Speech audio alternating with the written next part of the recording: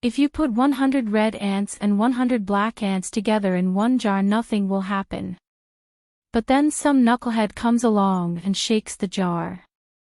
They don't shake it vigorously, but they shake it pretty well. The mason jar is now shaken, not stirred, but the 200 ants, having been disoriented and, all shaken up, have picked sides.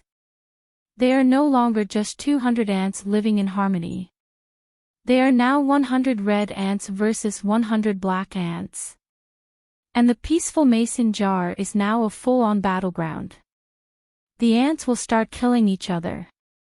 The reds will think blacks are their enemies, while blacks will believe that reds are their enemy, while the real enemy is the person who shook the jar.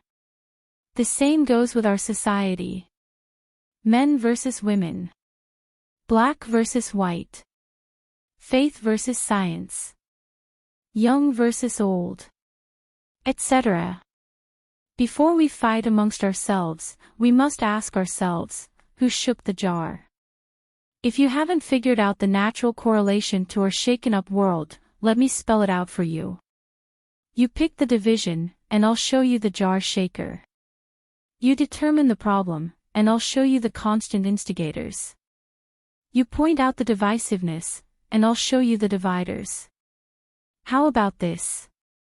Let's get in the mason jar and refuse to be shaken or stirred. Let's determine that we do not need others to do our thinking or our speaking for us. Let us think and reason on our own. Let us speak on and of our personal convictions and conclusions. Let's tell the truth, keep no secrets, and respect each other. I am not suggesting that we hide from the differences and divisions. Let's face it, we have green ants, brown ants, black ants, mean ants, red ants, fire ants, and flying ants. Did you know that there are more than 12,000 species of ants on this planet? In some ways, they are all living together in a globe-shaped mason jar. They do not need us to teach them how to live and survive. They just need to appreciate all the ants. Allowing jar-shaking leaders in our temples, courtrooms, classrooms, and chambers should be criminal.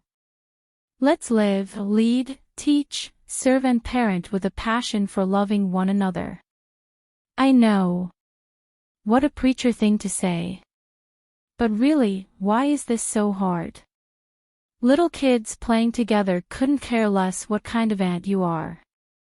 They don't care if you are a right-wing ant or a moderate ant.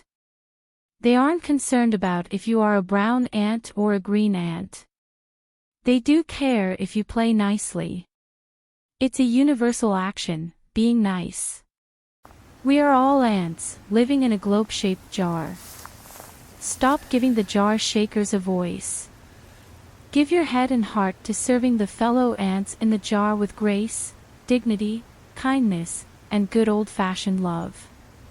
I think we'll live in a far better jar.